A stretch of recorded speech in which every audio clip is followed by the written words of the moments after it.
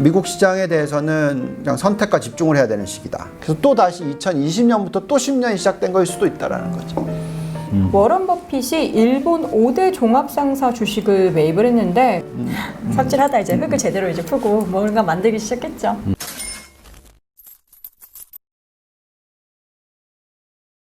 9월이 접어들었어요. 9월이 접어들면서 나머지 이제 4분기 그리고 9월 시장에 대한 이야기들을 쭉 보면은 사실 우리나라 시장은 좀 변동성이 최근에 좀 많이 있긴 한데 미국 시장을 보면은 그렇게 변동성이 있다라는 생각도 안 들고 근데 뭐 일각에서는 지금 11월에 대선이 있으니까 하락은 안 하겠지만 박세권이 이어질 것이다. 약간 지루할 것이다 라고 하는데 본부장님은 어떻게 시장을 좀 하반기 전망하고 계신지 궁금해요.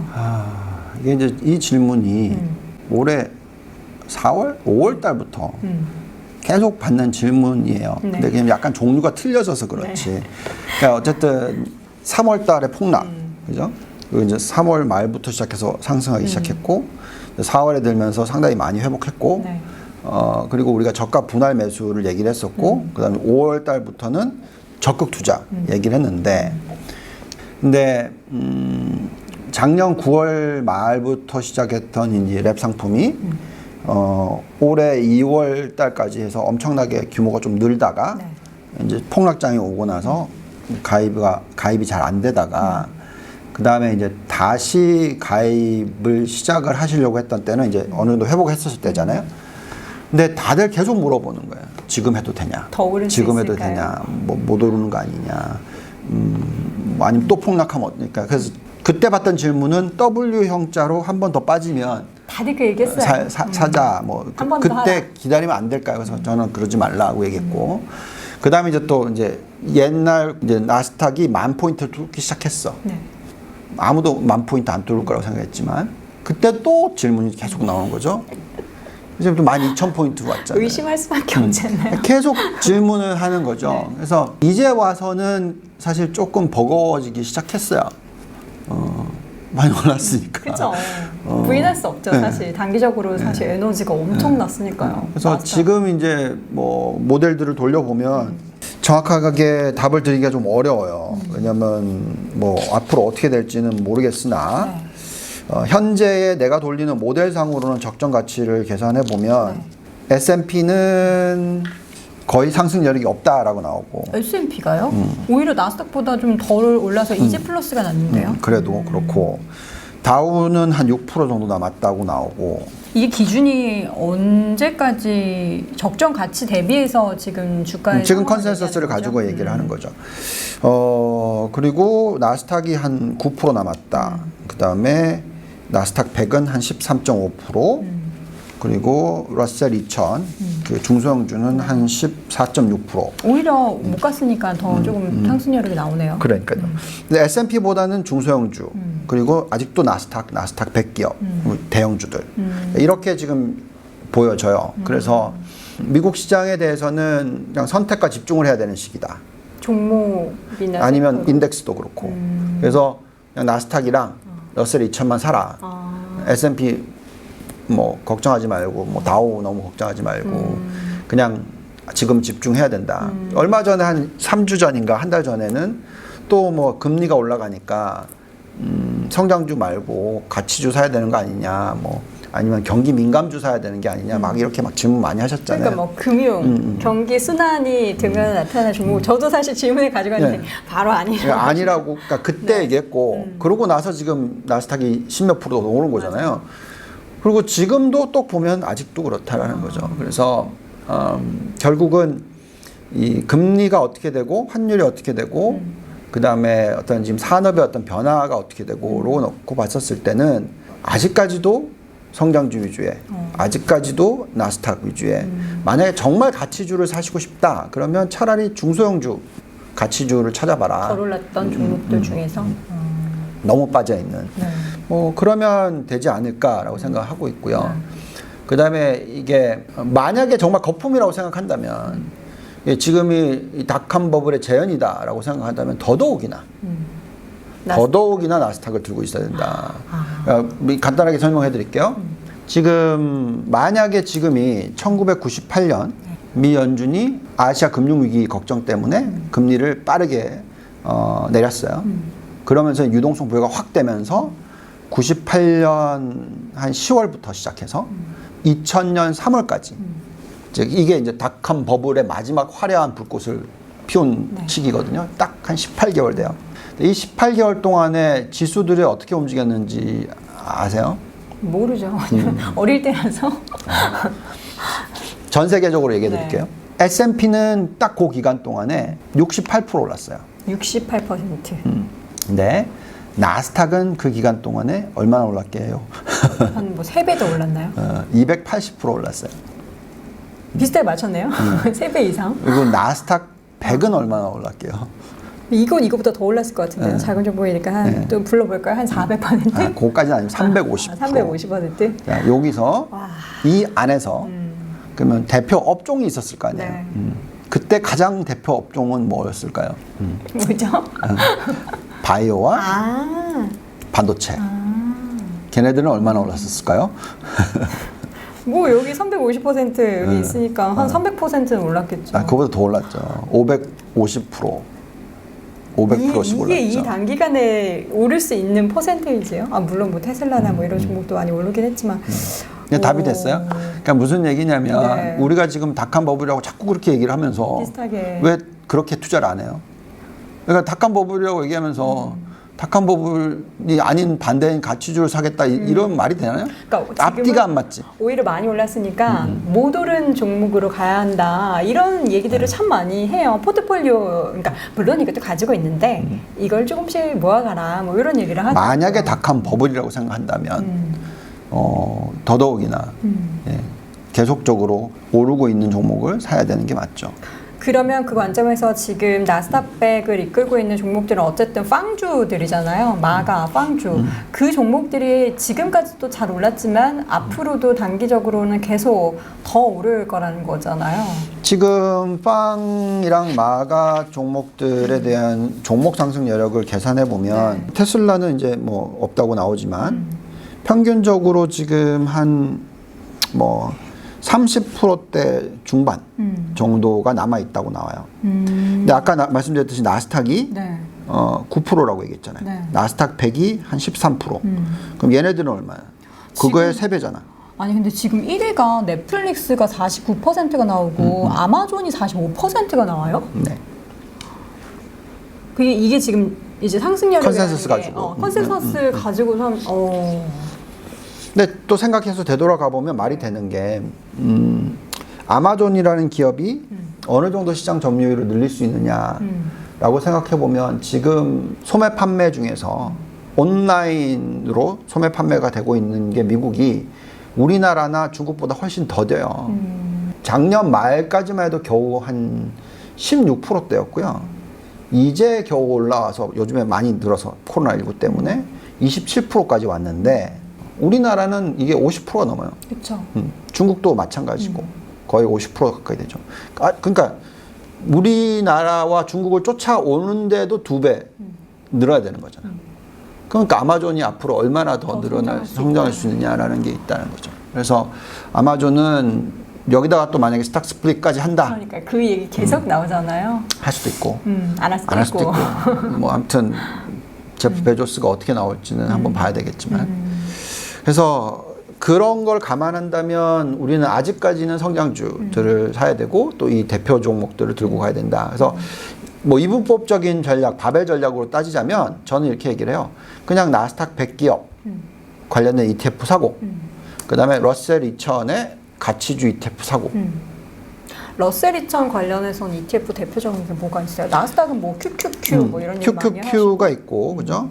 나스닥 100을 추종하는 거겠죠. 그 다음에 중소형주 ETF는 IWM이라고 있어요. 이게 이제 가장 대표적인 러셀 2000을 추종하는 거고 그 안에서 만약에 나는 가치주를 갈래, 나는 성장주를 갈래, 그건 이제 초이스를 하시고 성장주로 간다 그러면 IW5고 가치주로 간다 그러면 IWN이고 저희가 모델을 돌려보면 IWN이 훨씬 더 매력 있다고 생각이 드는데 IW5를 들고 가시고 싶은 사람들도 있는 것 같더라고요. 근데 저는 성장주는 큰 거, 그다음에 가치주는 좀 중소형주.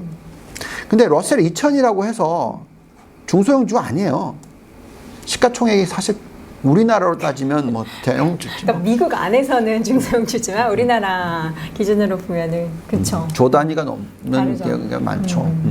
적어도 2천억은 넘고 보통 한 2, 3조까지도 가죠. 예. 저는 그래서 요즘에 하도 금융주 얘기를 미국에서 막 그런 애널리스트들도 한다 그래가지고 왜 금융주를 얘기할까? 물론 뭐 경기가 좋아지고 하면 금융주가 좋아질 수 있으니까 그 부분을 얘기를 하는 건가 싶었는데 지금 또 본부장님의 이야기를 듣고 나니까 지금 말씀드린 거는 만약에 우리가 닷컴 버블이 재현이다라고 생각한다면 본부장님 그렇게 생각하세요? 솔직히 얘기해서 그럴 수도 있고 그 반. 근데 그것보다도 그게 아니라 어떻게 보면은 큰 긴 사이클의 시작이다. 긴 상승 사이클의 또 다시 한번 초입이다라고 생각한다면 지금 얘기하는 질문인 다른 가치주를 샀다가 또 성장주를 샀다가 하는 거를 할 수 있는 어떤 시간적 여유가 있다라는 거죠. 왔다 갔다 하면서 근데 사실 그거를 저는 어떻게 보면은 성장주가 더 오를 거야 가치주가 더 오를 거야라는 것을 타이밍을 맞춰야 되는 거잖아요. 차라리 좀 그냥 비중을 적절히 분배해서 그렇게 해도 되죠. 근데 수익률로. 우리가 항상 우리가 사이클을 얘기할 때 언제나 이 대표 주도주라는 건 있잖아요. 그건 어느 나라도 마찬가지예요. 그래서 나는 지금 내가 하고 있는 질문은 지금이 98년에서 2000년 요 마지막 사이클이냐 네. 아니면 1990년도의 시작이냐. 어디죠? 그러니까 정답 없어요. 그러니까 보통 우리가 뭐 미국 같은 경우는 18년 주기를 얘기를 하지만 한국을 놓고 보면 한 10년 주기들 많이 얘기하죠. 그래서 한 10년에서 12년 주기 나올 수 있어요. 근데 보면 1980년도 초, 1990년대 초, 2000년 초, 그리고 사실은 2010년도 초 이렇게 됐어야 되는데 그건 아니고 2007년 8년도 끝나고 훨씬 짧게 시작해버린 거예요. 그래서 사실은 그거를 끝난 게 2020년인 거지. 그게 요번에 코로나19 터진 게 그래서 또 다시 2020년부터 또 10년이 시작된 거일 수도 있다라는 거죠. 그러면 말씀하신 대로 지금 성장주 막 먼저 가고 그 다음에 이제 가치주 또 따라오고 또 경기 좋아지고 또 성장주 또 가고 또 가치주 또 따라오고 이거를 쭉 한 3년 내지 5년은 또 더 한다라는 생각을 한다면 그래도 성장주 먼저 사야지. 그렇죠. 먼저 치고 나가고 먼저 퍼포먼스가 더 좋은 종목들을 따라가야죠. 그리고 결국 1990년부터 2000년에 닷컴 버블이 붕괴될 때까지로 계산을 하면 뭐 그래도 결론은 성장주들이 훨씬 더 많이 올랐다. 지금 뭐 테슬라도 그렇고 애플도 그렇고 전체 빵주도 그렇고 이게 안 오른 종목들이 없기 때문에 지금 시점에서의 뭐 신규 접근이나 아니면은 덜 가지고 있어서 비중을 더 늘리는 것에 대한 부담감이 있다라고 생각하셨던 분들은 좀 생각을 바꾸셔야 돼요. 왜냐면 하셔야 될 것 같아요. 다시 보죠. 1990년부터 2000년이라고 칩시다. 그럼 그 10년 구간이에요. 그 10년 구간은 정말 닷컴 버블이 화려하게 끝을 내고 끝났죠. 근데 왜 이게 만들어졌냐면 1990년도 초에 인터넷이 나온 거죠. 그래서 그 10년 동안에 엄청난 닷컴 버블과 바이오 붐과 뭐 이런 걸 만들어냈잖아요. 그래서 우리가 흔히 말하는 성장주 시대예요. 딱 이 10년이. 자, 그거를 지금으로 되돌아가서 언제 시작됐는지를 또다시 우리가 4차 산업혁명이라고 하는 이제 그때는 인터넷이고 이때는 IoT고 인터넷 온 띵으로 바꾸면 어느 시점부터 올라가기 시작한 줄 아세요? 최근에요? 사실상 정말로 빠르게 보면 2014년부터 시작이라고 할 수도 있고 내지 2016년부터 시작이라고 할 수 있어요. 그게 10년 간다고 생각해봐요. 그럼 아직 2024년 5년? 내지 2026년까지도 이 성장주들이 화려하게 끝을 낼 수 있다라는 거죠. 그래서 아직도 숫자도 저한테 그렇게 얘기해주고. 자, 여러분 성장주는 계속 성장하고 있다고 합니다. 여러분 늦지 않았어요. 자, 배분해서 투자하시길 바라겠고 그러면 뭐 나스닥, S&P, 다우 중에서 지금 상승 여력으로 놓고 봤을 때 일단 모델상으로는 여전히 나스닥 그리고 러셀 2000 쪽이 더 우월하다라는 거죠. 러셀 2000은 새로운 거고 러셀 리처는 새롭게. 항상 안 좋았다가 요즘에 올라왔고. 알겠습니다. 어제 보니까 따끈따끈한 기사에 워런 버핏이 일본 5대 종합상사 주식을 매입을 했는데 각각 5%를 매입해서 7조 4,200억 원을 매입을 했대요. 물론 이제 그 버크셔 해서웨이 전체 포트 안에서는 7조가 그렇게 큰 돈은 아니지만 제가 봤을 때 왜 일본 5대 종합상사 주식을 매수했지? 이게 뭔가 의미가 있는 건가? 그렇죠. 뭔가 변화가 있다라는 거는 우리가 감지를 해야죠. 일본에 대해서. 네. 근데 이제 일본의 여태까지 스토리는 뭐였죠? 아베노믹스 스토리. 근데 이제 아베가 사라진 그쵸, 거죠. 사임을 했죠. 이제 아베노믹스의 스토리는 뭐죠? 엔화, 절화. 그리고 수출 위주. 그래서 결국은 수출주 위주의 투자를 했으면 수익이 제법 났어요.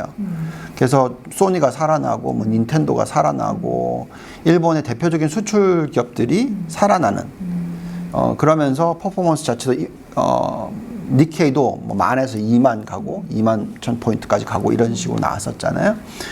그래서 그때가 대표적인 그 스토리였는데 결론은 아베 총리가 그만두면서 일본의 스토리의 옌 절하 스토리는 끝났다. 다시 절상으로. 그러면 옌 절상 스토리로 가면 이 상사들이 엄청난 수혜를 받죠. 왜? 이건 다 모든 수입 물품은 다 얘네들이 받아오니까. 그러니까 옌 절상 베팅이에요. 사실 결론은. 기업의 뭔가 베팅에서 산업적인 부분이 아니 근데 저평가돼 있을 거 아니에요. 지금 여태까지 이 아베노믹스는 8년짜리잖아요. 벌써 8년 동안에 그 스토리를 해왔다면 뭔가 지금 큰 변화가 생기는 거잖아요. 거기에 미리 들어가는 걸 수 있죠.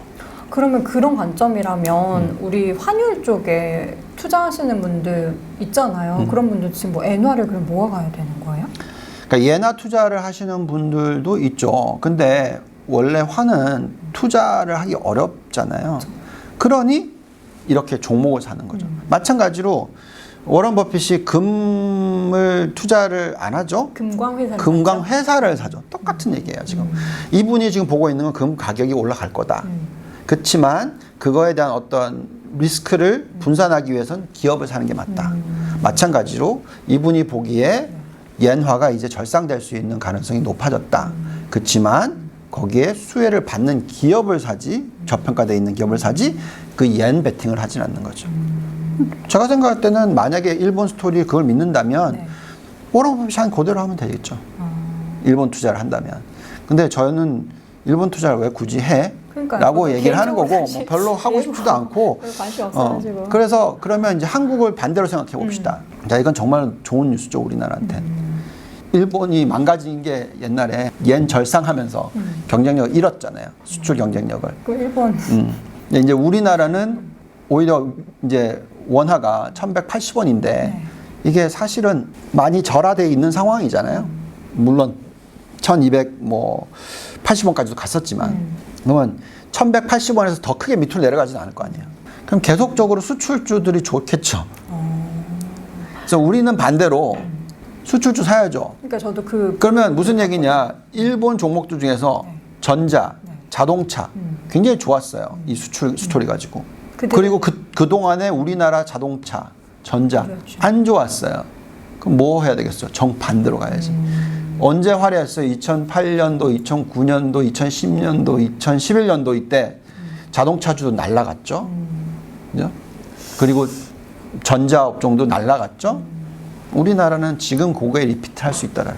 아니 저희가 지난번에 그 현대차, 삼성 얘기하면서 우리나라 자동차주 투자에 대한 이야기를 했었잖아요. 그러니까. 근데 그 다음에 현대차, 현대모비스, 뭐 기아차 다 너무 잘 가가지고. 근데 여기서 끝나는 게 아니라. 네, 그러니까 근데 또 이런 상황도 엔화 절상 상황도 플러스가 된다면 이제 현대차 3인방은 뭐 전 고점을 돌파할 가능성이 높아지죠. 장기적으로는 모르겠지만 어쨌든. 반도체는 너무 안 좋잖아요. 반도체는 지금 두 가지 스토리 같이 상존하는 건데 결국은 반도체도 될 거라고 생각해요. 네, 지금은 반도체 가격이 빠지는 거고 코로나19 사태에 대한 영향이고 그렇지만 우리가 얘기하는 자율주행이 되건 뭐 모든 그래픽이든 모든 우리가 지금 얘기하고 있는 이 4차 산업혁명에 있어서 반도체는 필수, 피와 같은 필수잖아요. 그러니까 결국은 수요는 엄청나게 늘어날 거다 계속. 지금은 이제 공급 과잉 부분이 일시적인 현상이 나타났기 때문에 나타난 현상이지만 주가가 못 오르는 것뿐이지 빠지고 있는 건 아니잖아요. 대신에 그걸 갖다가 더 많이 만들어낼 수 있기 위해서 반도체 장비주들은 굉장히 퍼포먼스가 좋아요. 그러니까 지금은 반도체 장비주. 그렇지만 더 나아가서 반도체도 좋아질 거다. 근데 가장 지금 눈에 딱 띄는 거는 당연히 전기차, 자동차 수출. 그래서 삼성전자보다는 현대차 그룹이 또 엄청나게 언더 퍼포먼스 했고 그쵸. 삽질 많이 했었고 이제 드디어 이제 삽질하다 이제 흙을 제대로 이제 풀고 뭔가 만들기 시작했죠. 그러면 제가 볼 때는 전 고점인 그거는 한번 뚫을 거다 정도. 네. 현대차가 최근에 주가가 뭐 한 8만 원대 그 주가부터 최저여서 네. 근데 이제 거의 오르기 시작했다고 보는 게 한 9만 원, 10만 원대부터죠. 그래서 지금 얼마죠? 18만 원? 네, 지금 17만 7천 원. 지금 정고점이 2011년에 27만 원이었죠. 이때 좋았고 그 다음부터는 사실 2014년 이후부터는 뭐 계속 힘들었죠. 5년 넘게. 제가 이때 기억나는 게 그거였어요. 현대차가 그때 너무 좋았는데 고점에서 갑자기 현대차 그룹에서 앞으로의 우리 현대차 그룹은 양적 성장이 아니라 질적 성장을 하겠다. 그러면서 그 다음부터 주가가 이렇게 5년 넘게 계속 하락을 했거든요. 근데 이제 정말 질적인 성장을 이루고 이제 다시 한번 이렇게 비상 상승의 날개를 이제 펼치는 중인 전기차죠, 거죠. 전기차. 전기차로. 전기차 수소차죠, 결국. 전기차 수소차. 여태까지 계속 고집 부렸다가 이제는 신재생에너지 수소차까지 연결이 되면서 해야죠. 경쟁력이 있다. 그러면 가능하겠죠. 해야죠. 알겠습니다. 그럼 정리를 해보면 미국 시장은 현재 시점에서는 나스닥이고 성장주, 그리고 한국 시장에서는 수출주를 다시 한번 봐야 된다. 자, 이렇게 정리해 드리도록 하겠습니다.